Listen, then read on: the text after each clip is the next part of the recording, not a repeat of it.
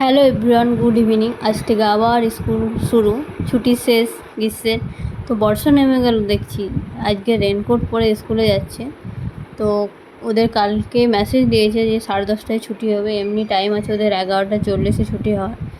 তো আমরা যখন যাচ্ছি তখন দেখছি বৃষ্টি পড়ছে। আমি কিন্তু রেনকোট নিইনি, ওর বাবা আর ও পড়েছিল, আমাকে বলেছিল, আমি পরিনি, হাতে নিয়ে নিয়েছিলাম ছাতা।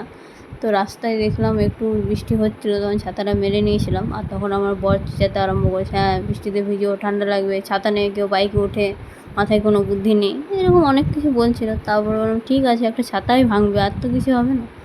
ওটা বলে ওকে স্কুলে নিয়ে যাচ্ছিলাম। আর ও স্কুল থেকে নেমেই কিন্তু যাবো না করতে শুরু করে, তারপরে কলে চেপে দেয় আমার।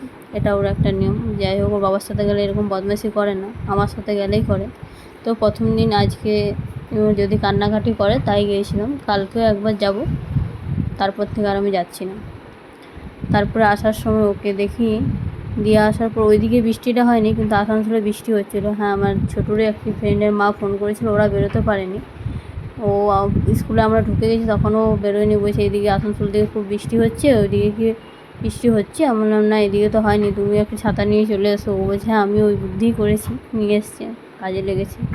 তারপরে বাড়ি আসতে আসতে ও স্কুল যাওয়ার আগে বলে দিয়েছিল যে আমি চিকেন খাবো, তাই জন্য চিকেন নিয়ে নিলাম। আর 7টা বাজে, তখনই দেখছি সূর্যমামা উঠে গেছে একদম। আবার বাড়ি এসে কোনোরকম একটু জলদি কাজগুলো করে, জলদি বলতে রান্না হাফ হয়ে গেছিলো, হাফ রান্না হয়নি। তারপরে আবার ওকে আনতে যাওয়া, তখন দেখো বাচ্চাগুলোকে সবাই গার্জেনরা আনতে যাচ্ছে, আর ওকে নিয়ে বেরোনো হলো। আর আজকে ফাদার্স ডে সেলিব্রেশনে এটা ওকে দিয়েছে।